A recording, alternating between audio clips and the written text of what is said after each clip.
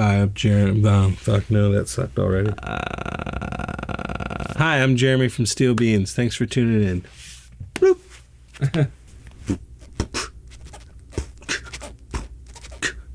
Make music out of his jacket. Sorry. So how did it begin? Pots and pans?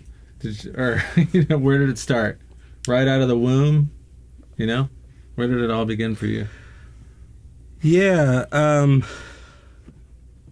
Before I was one, I was beating on pots and pans, and then when I was one, then I moved up to buckets and pots and pans, and then when I was two, my grandparents, who were musicians, they got me a little drum set. Then I played that, and I got into guitar in like middle school with the interest in writing songs specifically, and got into learning the basic chords, writing songs, and then later on, I played drums through like high school in other people's bands and punk rock bands and house parties, stuff like that. And it wasn't until like the early mid 2000s where I had the courage to show other people my songs and start my own band, which my band was a lot more flowery and happy and poppy than the other bands we played with, which were a lot more hardcore. So that's pretty much it. The since high school in the early 2000s, not a lot has changed for me. Now I'm just an older version of that same person, but is not old mentally. I'm 16. Something like that. I'm sorry. That was an okay answer. No, it's a decent answer. And then, so now the band's gone. Now it's just you. And was there, at what point did you make that decision, or were you just led into that position? Well, the band's never really been gone. I love the band. I prefer the band because I get to write all the parts and all the voices, and I just get to sing and play guitar or drums. So the band is like always going to be more full, of course, and I just figured out how to play drums and guitar at the same time by accident when the bass player and the drummer didn't show up on time all the time in like 2006 or something. So I sat down and just kind of did that, and I was like, oh, well, that's a thing I can do. And then it would be years before I ever really pursued that at all. And one time the drummer was snowed in Eastern Washington across the mountain pass, so we went and did the show, and I did the drum and guitar parts. But it would be years after that, too, before I ever did it regularly. Because I never wanted the show to be about me. I wanted it to be about the songs.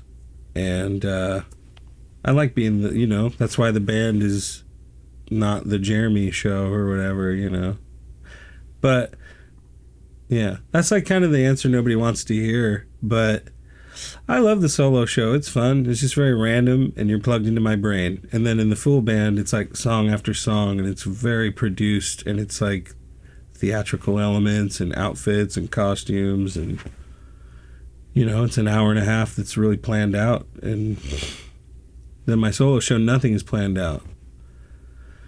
Which you prefer? Yeah, there's parts of the solo show that I like. I like telling people to fuck off.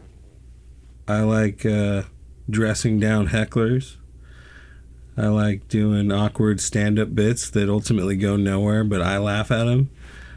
I like making stuff up, improvising songs. That's my favorite part of the show. A lot of satisfaction in that, huh? It's amazing, yeah. That's pretty much what I saw, I think, in Long Beach. You saw the worst show.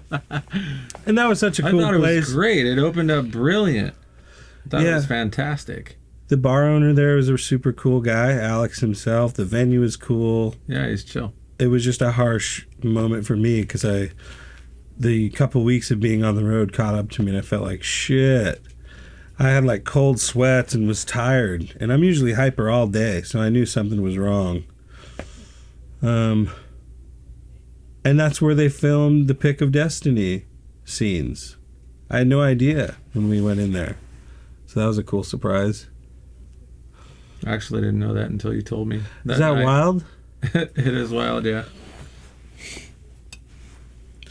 So, I applied for Red Bull to sponsor me, but they didn't sponsor me because they weren't taking on any new sponsor people.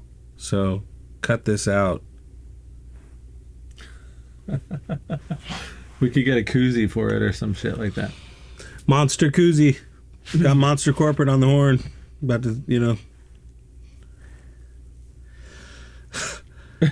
It is so quiet in here that I cannot get over how. Can we turn a fan on or something? It is like. Too quiet, huh? It's the painful silence. How do I look, by the way? Great.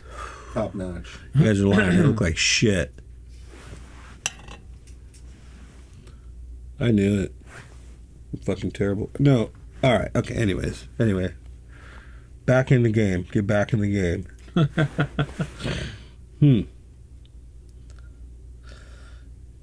Yeah, so do like commercial breaks, do like a fucking previously on. Just have a little fun with it. So basically, sorry, I can't. Where is Sean? Is Sean watching me on the other side of this glass? Yeah, through the glass. Knock twice. So the video, the viral video, Yeah. I assume once that went viral, you got bombarded with messages, instant messages, emails, phone calls, texts, everything else. And I, of course, was one of those people among probably thousands that were trying to reach you, because ever since the first time I saw it, I was trying to reach out to you. Yeah. So was that just like a switch out of nowhere, whereas before you weren't getting bombarded with messages, and then all of a sudden it's tens of thousands? Yeah, of for sure. messages, like the next day. Well, it was strange for me. I think one thing I like to point out to people when I get the chance is what's special about that story is that there's no money behind me. There's nothing. There's no booker or management or PR campaign or anything. It just randomly fucking happened. And now we're out here living it. And on the last tour, I just kind of thanked everybody for being a part of the whole wild random story that it is, because I've been playing for almost 20 years, and I have I mow lawns, and I have a kid, and I just write songs even if I don't put them out in the world. So I felt pretty content and fulfilled as a person before any of this happened, and it's like a big bonus round to still be alive to see this for me. Yeah, it's pretty incredible. So one day you just decided to start turning the camera on when you got home after work? Many sets at your house? Work is like really loose, Or See, because I run the company, so I just wake up at noon. I mow like 2 lawns. The customers don't know that I woke up at noon. They're like, they think I've been out doing stuff all day already. Shout out to my lawn customers. My lawn customers are texting me right now like, hey, shit's getting tall. Thought I'd reach out one more time. And I have my buddy at home, and he's like going to try to go do it for me. But the battery in my truck died. So, what were we saying? we were talking about the sessions, the home sessions. Yeah, the home sessions. So I've been a big video head since I was in grade school. I had the 8mm camera. It was my mom's, and we'd take video on that. And then I'd hook the RCA up to the VCR. And then I found out at one point that you could splice in one of the audio channels from your Walkman, and then you could put audio in your movies. And then I was like, damn, I'm making videos. So I've been obsessed with making videos ever since then, even when I was like 9 and 10, just sitting in front of a camera. And, I've done in the last 5 years, some of my proudest moments of fucking little comedy sketches and stuff, and to get like 10 likes, which is the real struggle everyone is out there doing, and I've been doing forever. And, as far as posting reels, I think I did a few in the last couple years. And then we did a 15th anniversary for the band back in September. And around that time, I was like ramping up the amount that I was posting. And I just saw. This is fucking boring, but if I'm gonna get like direct about the Instagram reels were going kind of crazy. Because everyone's competing with TikTok, Right. and the reels were hitting harder, and the numbers were random, and they were going up into fucking like 100, and I was like, interesting. So I'm just gonna post one every day, and it was just really that simple of a gamble. But also, what I'm doing is fucking cool too. Yeah, it's if I was. The only other way that you can go viral, you fall down a flight of stairs or do something dumb. And then you're the fall down flight of stairs guy. But I just am fortunate that what I do is something I've done a long time and put my life into. Because we talk about this all the time. What's the ceiling for the fall down the flight of stairs guy? It's like, hey, you're the guy that fell down the flight of stairs. Then you get a t-shirt with the guy falling down the stairs. I don't know. Yeah. I don't know. It's all weird, man. And the funny thing is, like, I don't see myself as really a social media person. It's just something I've always done on the side. When I was 4 years old, I wanted to play arenas and I wanted to be Alice in Chains and Soundgarden, Nirvana, and that's what I listened to. And all those bands lived 20 minutes from where I live. So it was like very real that these people were like giants and they really existed. And we'd hear stories all the time about everybody you knew was like, oh, fucking my uncle went to school with Kurt or whatever. It's all so close there.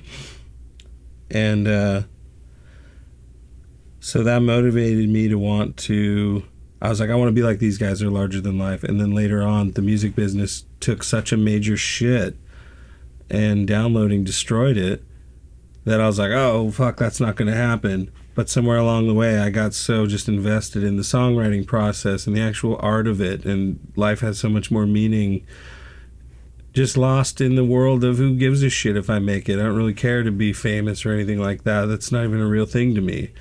So then, all these years later, every year I come back in my hometown with a different band, with a different lineup, playing all new songs. And it's like, oh, what will he do next? And it may be only like 50 to a couple hundred people at those shows in the last few years. But they're people that, everybody. So all this happening to me is almost like perfect because I wasn't really chasing it at all. Not that I wasn't trying. I still put stuff out online here and there, but for the most part, it's like I put way more effort into writing songs every day that I don't even put out there just because I like writing songs. I think it's all weird. I don't even think I'm that, like, I'm an okay musician, but I'm a great writer. I don't even think that, I like people that are shitty musicians that just write songs. I like all different kinds of people. I'm going to stop talking now. No, that's why we're here. I'll talk forever, dude. Talk forever. Just keep going. I'm just feeling out the chair, honestly. That's a nice chair, huh? These chairs have sentimental value. It's nice, but it's... Oh, really? Yes. You lost your virginity on them, didn't you? Dirty Dog! How'd you guess? What song was playing, though? Let's Get It On, of course. Bullshit, it was Motorin! Oh, yeah. What a funny one to lose it to. No, it was dude. Holy Diver. Hell yeah. Oh, that means you had one foot up on there. Because Motorin is like a gentle... Let's Get It On is like... All right, I'm not going to get too What's your favorite dirty. punk band? I have to ask you that. We work with a lot of punk bands. I need to know. I mean... I'm always just going to be a diehard for the original late 70s punk rock bands, dude. But as to me, to separate them into, I'm definitely a guy. But there's also there's also a lot of that I like. But for me, everything past the Clash and Ramones is probably Dead Kennedys. I think they're the best musicians of all time in punk rock as far as just skilled players. But yeah, I like all the old original late 70s punk rock bands the most. I don't know if I can pick one, but just in that realm, I can never really get tired of that stuff. Nothing from the 80s, 90s, like when punk broke, 94, around that time. That sound. I mostly listen to old stuff. You know, like. Oh, it depends. Like your definition of genres is constantly changing as you get older. You know, so a lot of the '90s stuff I never really think of as being punk, just because it was never marketed as punk in the '90s. So in my mind, I permanently think of it as something else. Everything was alternative in the '90s. Yeah. You know, the umbrella term of alternative was so massive. Like Dookie, I listened to over and over again.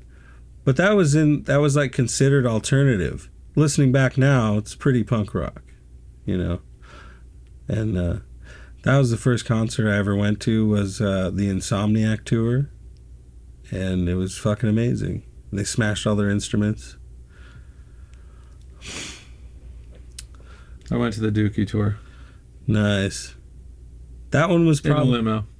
Really? What the fuck? Yeah, I was there. Which makes me a little older than Jeremy. You're just saying that because you look younger. It's true. This where this interview's going? I This where was it's going? born in 81. Looking like you were born in 93. I wish. Sunglasses on. Look at them shades. So do you practice, or I hate or do you just rock and roll? Like, I mean, do you wake up and like do the scales and like, you know, practice your craft, or you man. just kind of... I hate to upset anybody, but I don't, man. I've never really practiced. The solo show, I've never really practiced. I swear to God. I think the last 8 months I've just been sending emails. So since the last tour in October, I have not practiced for 2 minutes, other than when we shot reels for like maybe a couple hours. That is the practice. And a lot of the songs on this set list, the new ones I've added that are back from like 2007, 2011, the only test to see if those worked on the one-man band format that I did was for like 5 minutes while shooting those reels. I was like, oh, that works. Yeah. But I think everyone should practice. When I'm in my band, when I'm in my actual band and I'm playing guitar, You expect them to practice. The well, other band members. I'll sit and practice my guitar for hours, because then I'm like a part of a unit that relies on me to be fucking proficient. But I'm not a theory guy. I've never had lessons or training on anything. I don't, you know, I know the scales kind of by ear. I know that most of what I do is Mixolydian. It's all pentatonic. I know the Eastern scale more than I do the major scale, because, you know, when you're trained to do music or you're in band, the first thing you learn is a major scale. But I just grew up with rock, playing along to albums. So what I know is pentatonic. If I go to sing the flat seventh, or the just the major scale, na na na na, I feels foreign to me. It sounds like Christmas music to me, where na na na na na na. That's like where I immediately go to. It's hard for me to even sing in a major key. So I feel like there's people that theory really works for them, and that's what they do. And I've encountered a lot of them, and I've irritated them tremendously. But for me, it's just work to not think about it, and you know, I don't know. Should I keep the glasses on? It's whatever you're feeling, man. Hell yeah. Where would you dig? No, I don't have the patience to do lessons. I've had a couple books about music theory, and in each one I've got to like page 7, just far enough to understand the minor third, major third, and then I can communicate ideas to my horn section in a much quicker way, rather than just showing them on the guitar what their note is. So do you if a kid's interested in, let's say they hear the sound of a guitar in a song, they're interested but intimidated, they see the guitar, they want to learn to play songs that they like, would you recommend that it's better that they just try to learn the songs they like, not worry so much about the theory and get caught up in the technical side of stuff? Well, there's some people that have very technical minds that have a very scientific approach to everything. And for those people, I think that theory is maybe right for them. But I think people that are hands-on, passionate people in general, which is what I consider myself, just go for it and just play. The problem is most parents are, too dumb to let their kids have loud instruments. No, it's too loud. And then they'll just end up not having the same musical life they would. I just feel really fortunate to be, we lived in a lot of apartments where I couldn't play drums, but I could go to my grandparents and play the drums. Or just bang on the couch. I banged on the couch cushions for many years. That's different for everybody, but I think the more open-minded you are and the more that you like in life, the more you're going to get out of life and the more you're going to get out of music. There's people all the time that they're like, bro, I just want to fucking be able to go, but they've never played before. And I always tell people, like, start simple. Like, how about just going on the fifth fret? You know what I mean? Like, everybody overnight wants to be some shredder, but I think it's cooler to start out simple. I don't know. But yeah, I think the more styles of music you like, the easier time you're going to have learning how to play an instrument. Now, there's people, their parents are probably like, no, you will play jazz, or no, you will play classical. But if their parents are like, I don't know, fuck around with drum and bass, or try punk rock out, then they would be inspired. Punk, like, in, between 7th and 9th grade, I was already a pretty good drummer, not a great guitar player yet, but like I wanted to be able to play like David Gilmour and Jimmy Page and be able to shred. But what really pushed me over into getting there was 70s punk rock. Like many people, like in many people's story, that's what made me go like, dang, I could do this. I could write songs. Because you're overshadowed by just these shredders. You're like, I'm never going to do that.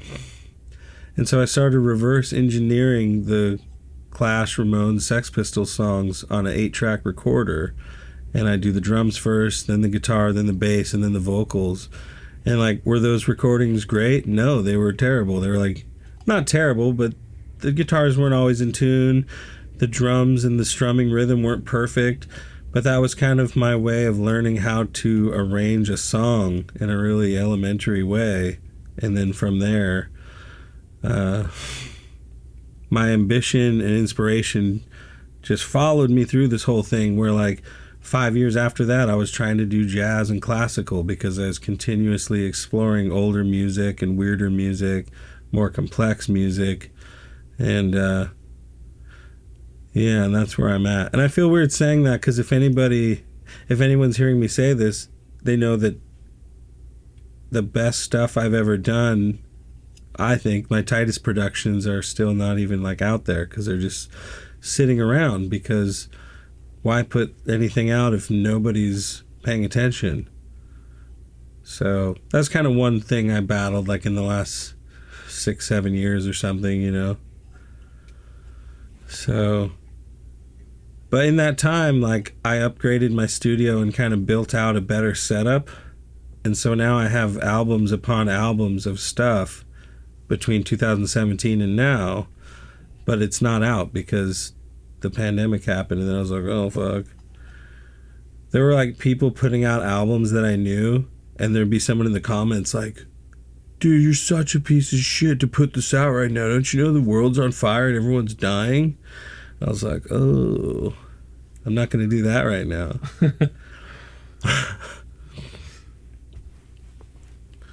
So yeah, it all comes back to dropping out of high school, playing drum solos all day, getting into the counterculture and all of Jello's spoken word albums and Noam Chomsky and Howard Zinn, and collecting these books and trying to give myself a real ass education outside of the bullshit they were telling us in high school there. and I was just playing music all day every day. And then your parents are like, you gotta have a real job. You got, and then then all the chicks are like, you gotta have a real job. But see, that's where I came in to be like, no, I don't. My one-man band Tutorial has 2 steps. It's have a drum set, then have a guitar, and then you sit down, you put the drumstick in the hand with the pick, and you sit like this, and then you blow off every job or girlfriend or opportunity or second chance you've ever had in your whole life, and you give your whole life to music and nothing else matters, and you're willing to die for it. That sounds extreme, but that's a really simplified, boiled down way to put my life, dude. For sure. I don't know if that sounds whack or... That sounds true. But that's which it. is what matters. Yeah, no, I should have been sitting like this the whole time. Oh, you look much more relaxed before. That's the actual chair I lost my virginity on, by the way. Fuck. Forgot to tell you that. Hell yeah. Was she... But I've steam cleaned it since then. So don't worry too much. But we do have a lot of artists in here, and I never know what the hell they're doing. Who's your steam clean guy? I think we just bought something from Target. We do it ourselves. Yeah, it's not bad. Yeah, those ones that they rent at Target, they only clean down to 0.2 microns. See, now, when the seed absorbs, it's down to 0.1 microns. Little fun fact. I have an important question. Have you ever made any adult films on this set? We'll save that for off camera. Is there anything you don't like? Any genre of music you don't like? You don't care for?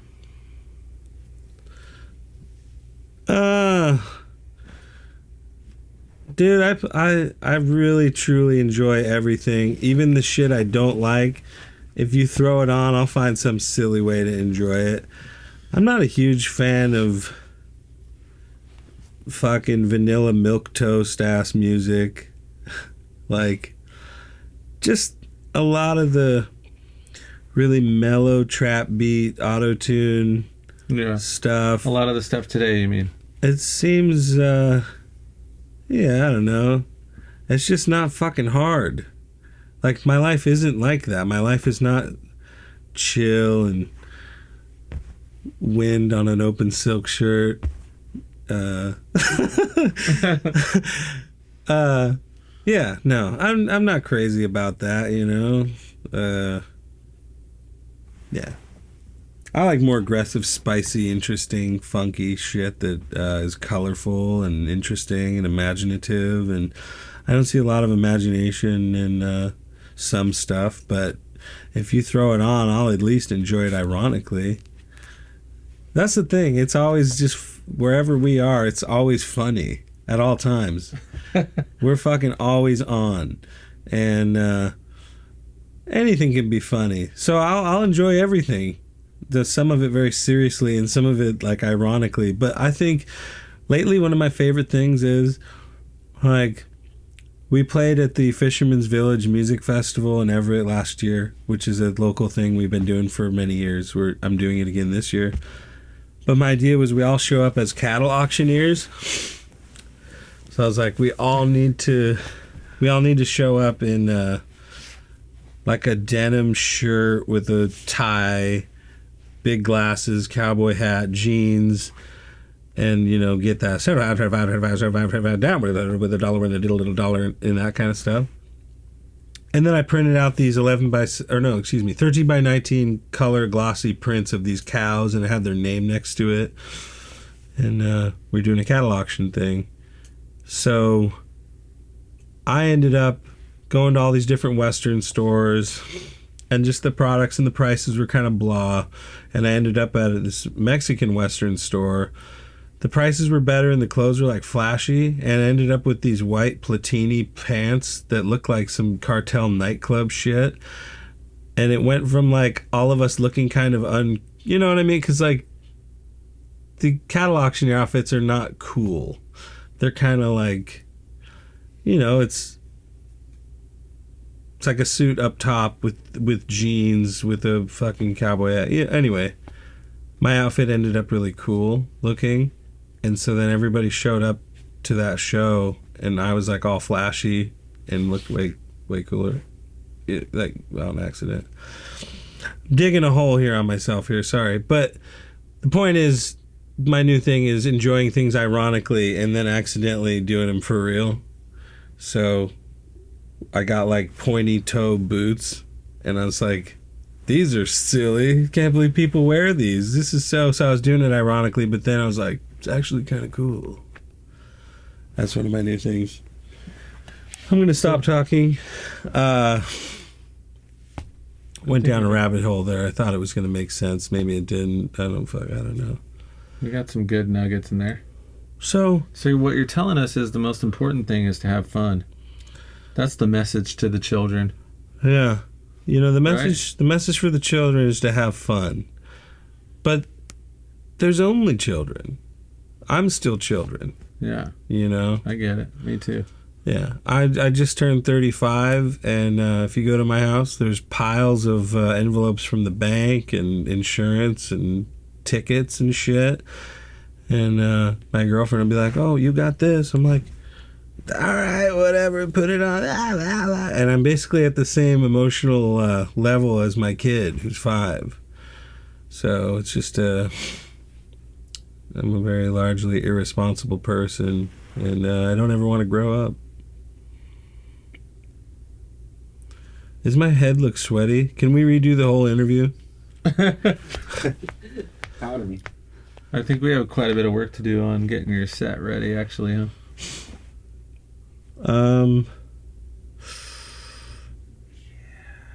We gotta move it out, like you were saying. Let's talk a little longer, right? Let's see. I think I can do better. Not like to redo the whole thing, but what else can we talk about? Whatever you want, my man. So what's going on now? You're on tour. You got picked up by Tenacious D. How did that happen? I don't know if I'm at liberty to say. Are you? Are you? I don't know. I like how you ask him. I'm sure it happened on social media. Well, Jack started following me in November, and we got an email from a fake account that's not actually him, but it's like bookjackblack@gmail. And then I just asked him if that was really him, and he was like, it's not me. And I just said, I actually don't think we should publish without his permission me telling the story. We won't. Okay, so don't use this. No, we won't. But I messaged him and I said, first off, he has millions of followers. I wasn't sure if he was even going to see it. But I said, hey, I got a message from bookjackblack@gmail.com. Is that real? And he's like, not me! ! And I said, damn, so you mean I sent those dick pics to some random stranger? And he laughed at that. And then, trying to respect his time and not overdo it, I said, hey, I'm a big fan. I saw you in Seattle in 2007, and it'd be cool to rock out with you someday or even open for you. And I just left it at that. And then his management just messaged me on Instagram a few weeks after that. And that's like how simple it is. It's crazy. And also those level of shows are like so beyond me, and I've successfully come this far doing everything myself, but the thing is, the financial backing to exist on those level of shows is we don't have a pre-existing like infrastructure of merch or anything. So I had to borrow a shitload of money from some close friends to pay for this tour, and now we're like $50,000 negative, which I've never done in my life. I've always paid everything cash. I've never been in debt. I've never had a credit card. I've never had credit. I've never thought about any of that shit. And I'm still sleeping on couches, my own couch. I sleep in a couch in my living room because I'm just locked in the same mindset that I was when I was 17 playing shows or whatever, you know? So all this stuff is all so beyond me to figure out the logistics of touring Europe and shit. It's insane. So how many dates will you be playing with them? I think it's like 13, something like that. It's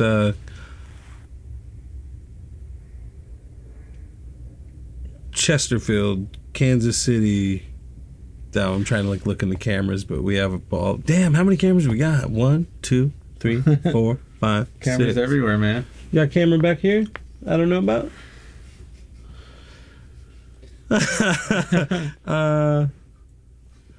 By the way, I really should have been sitting right there because I got this new pimple right here.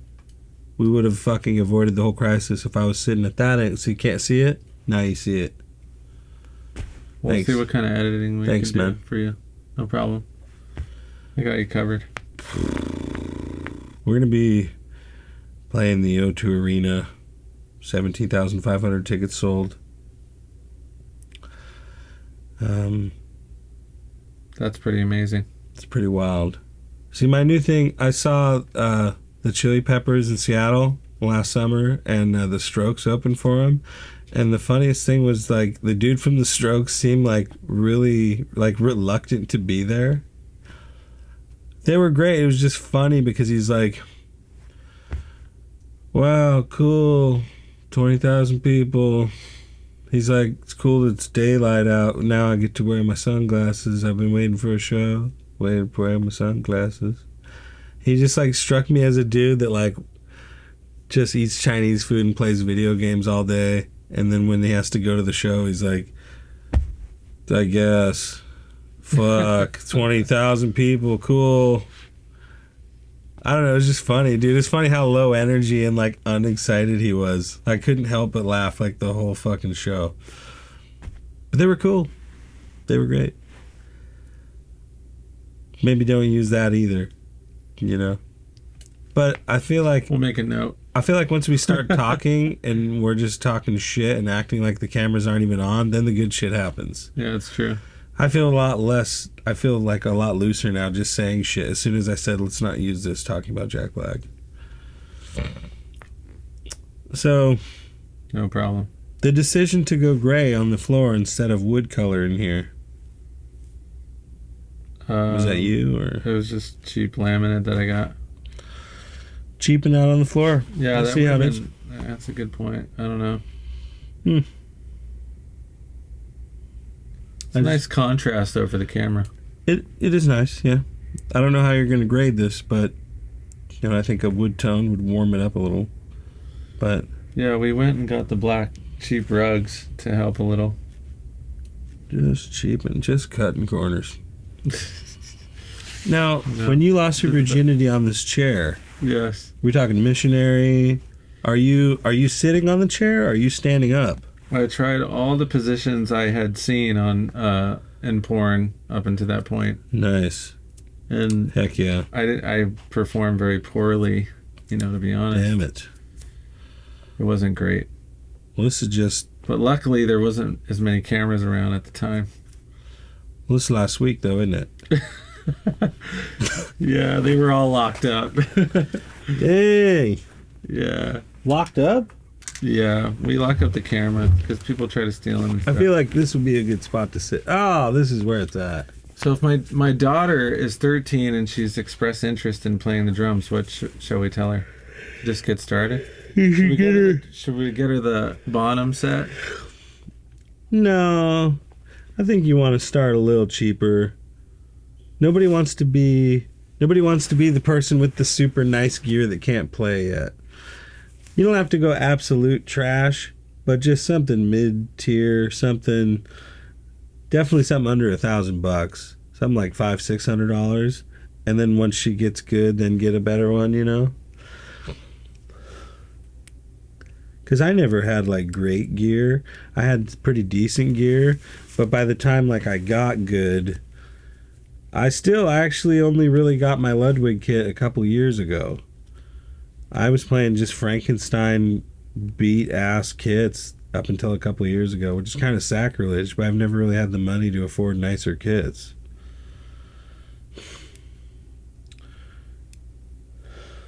It's wild.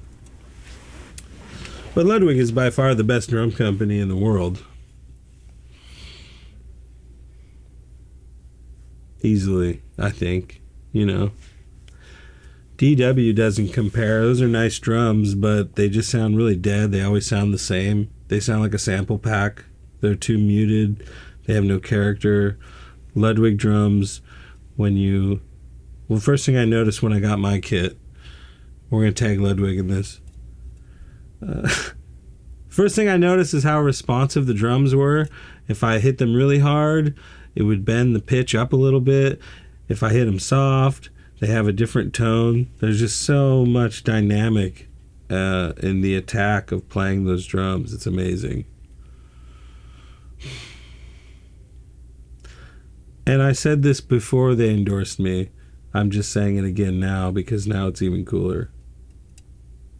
So if we could just edit this into a black and white reel where I'm like sweating on the drums and there's motivational words drawn in like a dry brush, scratchy font. You could do something like that. They're watching you. He's giving me some signals over there. Is it the church? Is he? No, I can't even see. Yeah, what does this mean? Weird office you run here, man. Yeah, he's still doing it too. There's some sick. Anyways, there's some sick puppies in here. Sorry. Is this Bach? That's Beethoven. Ah, dang, those wigs though. Yeah, he had some beautiful hair. Beautiful hair and the guy had beautiful hair and just some real boring music. No, you think so?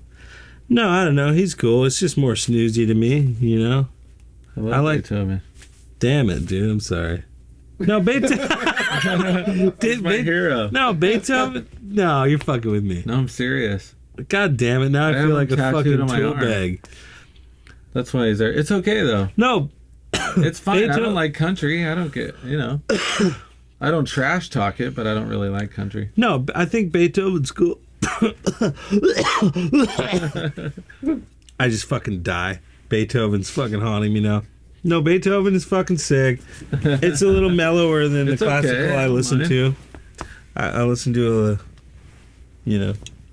I like all the weirder classical. I think Bach of all the mainstream guys is kind of the juiciest, maybe. Not everybody's going to be a fan of everything. Yeah, I'm not a big Chili Peppers fan. really. A lot of people really hate them. I'm not big into them at all. What the fuck? I dude? think Breaking the Girl's their best song. We're here to change that. I'm here to make you a chiliever. Yeah. Yeah. I think. I don't like Steely Dan either. What the fuck? Sorry, dude. I mean, they're great. They're brilliant, but I don't like their music. Okay. All right. All right. Okay. Tell me some shit you like.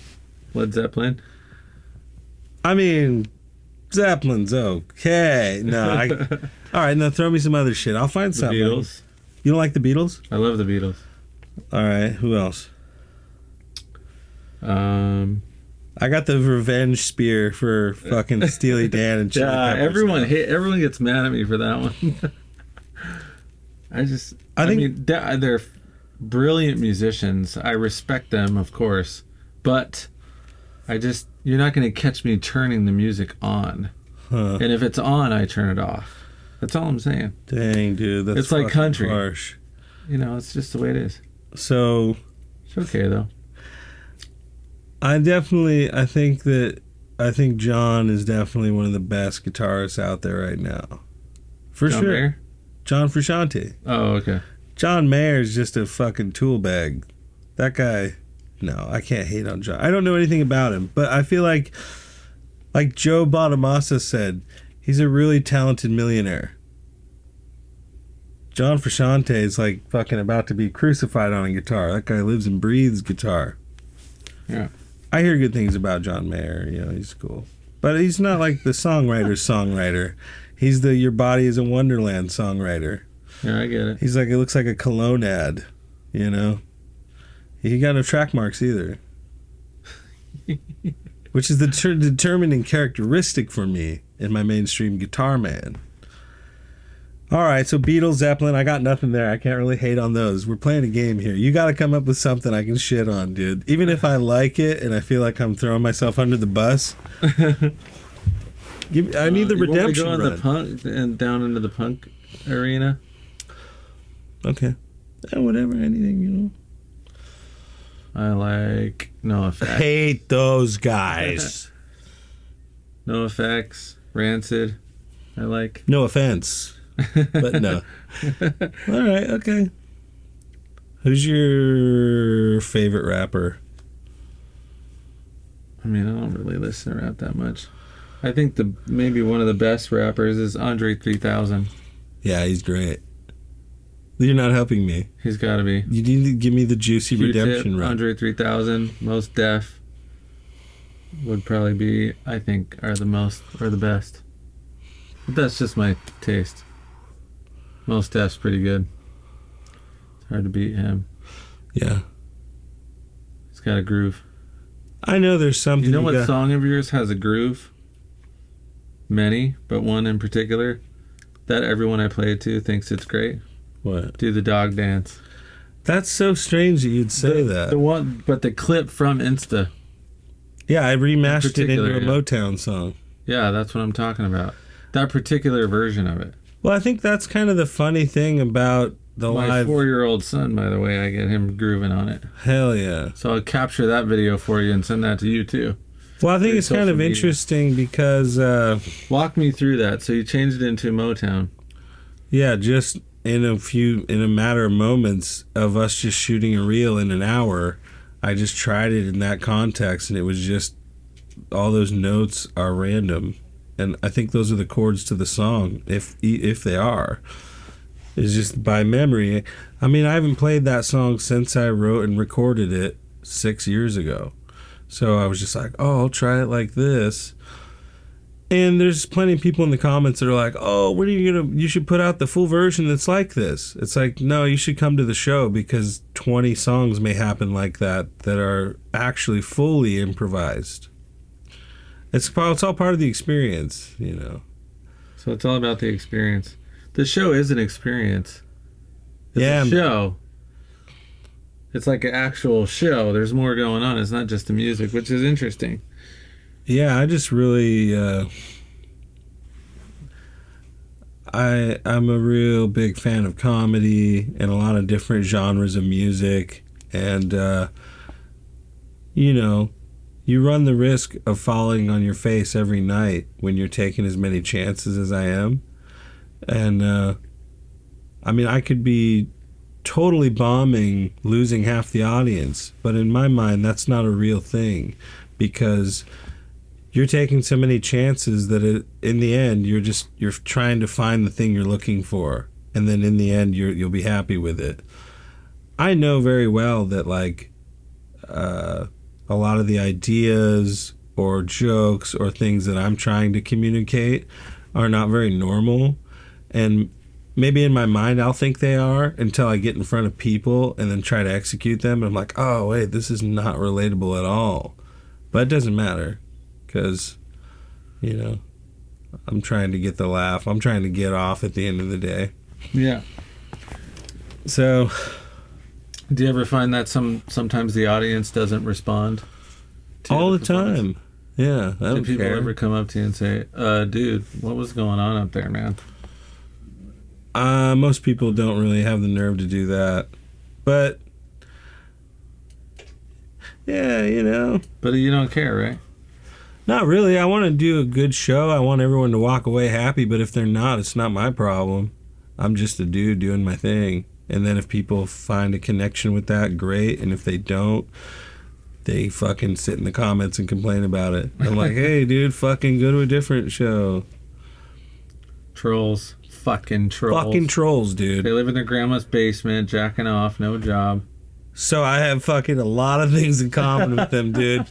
You know what the one-man band was really born out of was Bucket losing of chicken. fucking Trolling on the phone. bam, dude. I had the band for many years, and then in 2013 I had to move out of this house I was living in where the whole band was centered around being able to rehearse and write there. And then I went to living in this little room in my grandparents' backyard and lost my rehearsal space. So I had a horn section in this band that I couldn't rehearse anywhere. So then I just started doing the solo show exclusively. In 2014, I did like 75 shows that year because I didn't have to call up 4 other guys or 6 other guys or anything. And that's kind of where doing it consistently was born. And I didn't have a place to practice, so I was just playing like every Friday and Saturday, and that was the practice. And I kind of loathed that people liked the solo show so much because I put so much work in being the guitar singer frontman for so many years that, you know, it's like a fucking pretty luxury problem to have, I guess. But in 2014, I didn't like that people liked the solo show so much. I was like, it's just the sideshow. What about I just played here with my band. Nobody fucking cared. So I started developing at this time this like alter ego, like Steve Martin stand up, like being a dick, playing a dick as a character, you know? And then just enjoying doing that because I didn't like that it was so well received. I don't know. That's what I recall happening. It was funny though. My favorite line is saying shit like, "Want to thank the bartenders. Great, doing absolutely great. Tip them, but tip me first because I'm playing drums and guitar at the same time, and they're just pouring you a beer. I'm pretty sure I could do that, but I'm not. I'm doing this, so tip me first." And the bartenders still, like, they loved it, and they were like, "That's great." So I kind of abused the fact that I could get away with anything, and just like having balloons of helium and nitrous on stage and being ridiculous. And Yeah, then it becomes like a whole act, essentially. well, Show. it becomes a whole show, but it's like that's the dangerous part, is like it's just literally taking my fucking bedroom on stage. I think at home I would be equally inspired to go all out and be as weird and as energetic. And basically most of the time I'm on stage, I'm not thinking about the audience there at all. I'm just kind of playing, and unless people start yelling and telling me to hurry up to play the next song, because then I'll tell them I'm going to come out and skull fuck them or whatever. We told the whole audience in Santa Barbara they were all going to get skull fucked. They probably liked it up there, huh? Is that a real skull fucking community? That's what I hear. Fucking Yeah, dude. freaks up there. No, I'm kidding. No, I'm kidding. SB into the SF. I don't know. I'm joking. Let's not air that either. But yeah, I just like, you know, There's all kinds of shit up there, bro. No, I don't know. I think there's this big, I don't know, it's this misconception where people think because you're doing a job that's public that they should have the right to fucking comment on it or yell out loud or be a dickhead in your comments or yell something out loud at the show or be like, hurry up. And I just love fucking lashing out at those people viciously. All right, let's not air any of this. We should stop doing this. Let's go smoke cigarettes. Yeah, we'll smoke cigarettes and then play. So have a few We got questions. some good shit in here. We got some nuggets. A few good few questions. Who's your favorite Motown singer?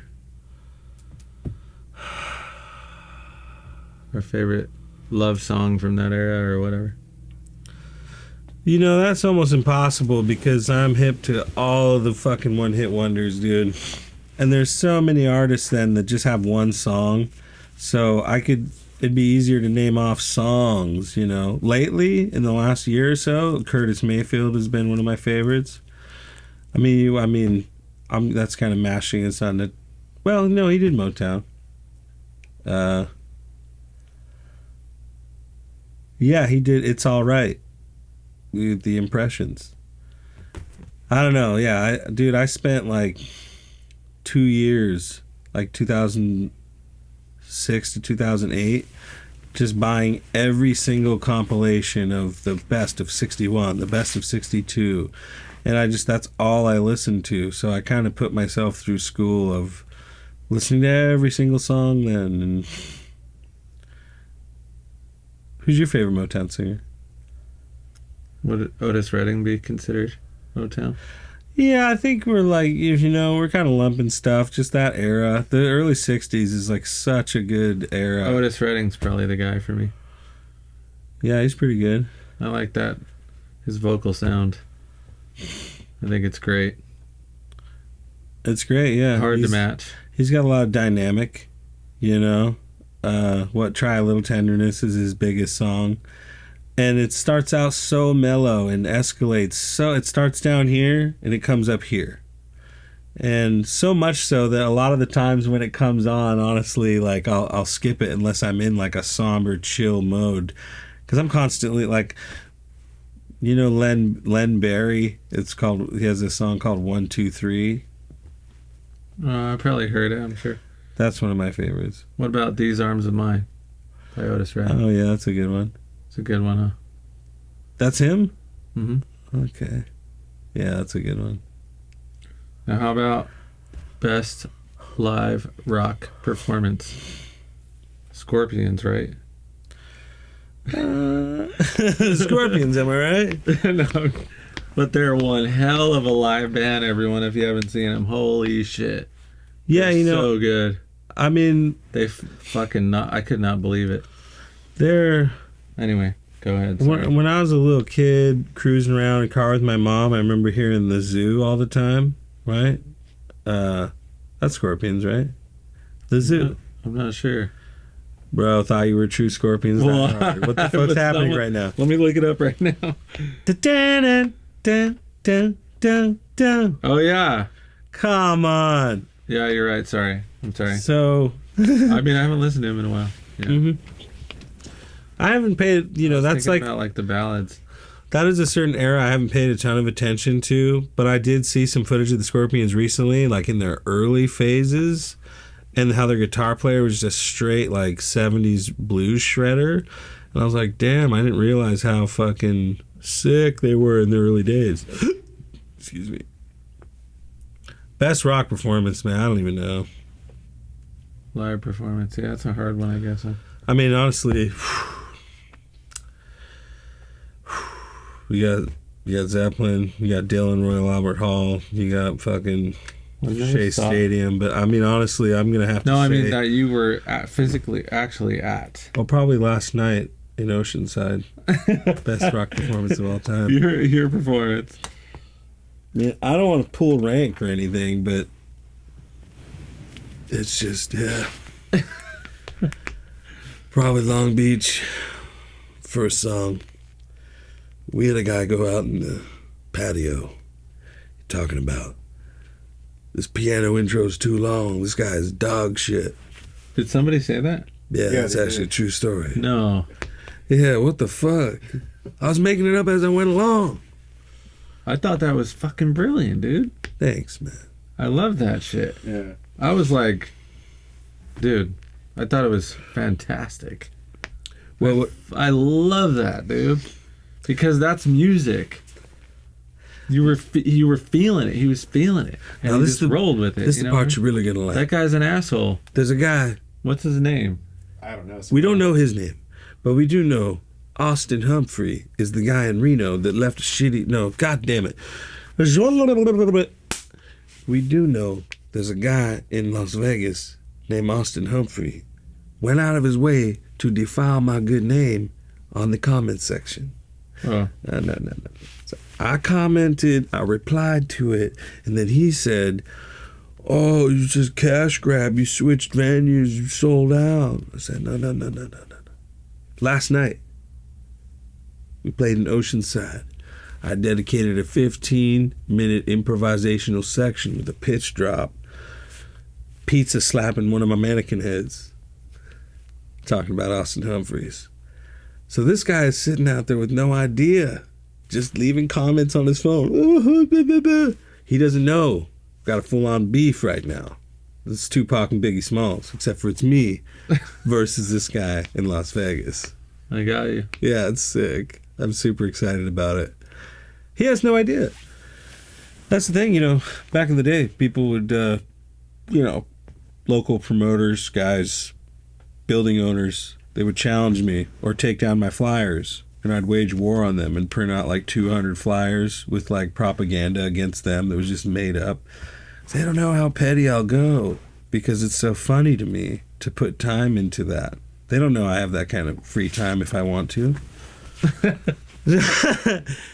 I just think it's such a fun time, and that's why Austin Humphrey, this guy's going down. Is it illegal for me to say his name? No, I don't. I could say Humphreys. You could say whatever you want. Got your IP address, homeboy? We know exactly where you live. We're coming for you. Ready to start playing? Film your belly. Okay. That's probably the only time the Steinway's ever been played like that. He's out here innovating. It's no big deal. First time. Bare-chested, backwards, behind the head. Do that shit, Austin Humphrey. I don't think he could do that. Guy's a complete tool bag. So rude. So fucking rude.